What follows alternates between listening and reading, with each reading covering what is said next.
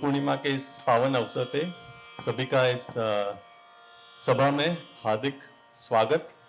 और हमारे शादाबाद विद्यालय के बच्चे, कुछ बच्चे यहाँ पे आपको दिख रहे हैं, जो एक उनकी ओर से एक प्रस्तुति है आज के इस उत्सव पर।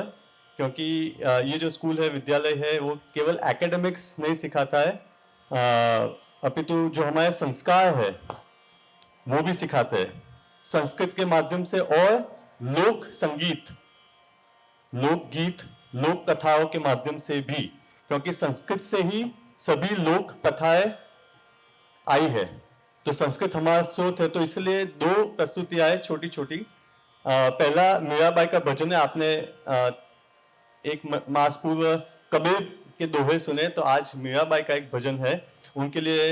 उनके भाव उनके गुरु रविदास के प्रति, और कृष्ण भगवान भी उनके गुरु ही थे। ईश्वर गुरु आत्मे थी। तो यही आप शायद यकीन नहीं करोगे कि इन छोटे बच्चों को हमने प्रातः काल में व्यास पूर्णिमा क्या होती है, व्यास मुनि का क्या योगदान रहा है, ये सब समझाया है। और समझते भी है बच्चे, प्रश्न भी पूछते हैं, क्योंकि यही हमारी संस्कृति है।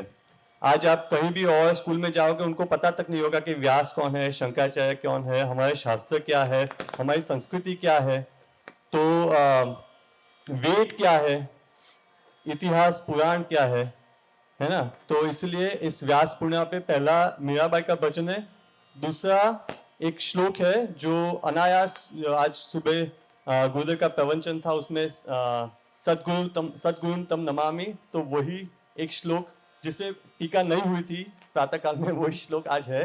तो एक और श्लोक भी हो जाएगा जिसका अंतिम चरण सद्गुरु तम नमामि है। सुनाई दे रहा है सबको? तो सुनिए अब, है ना।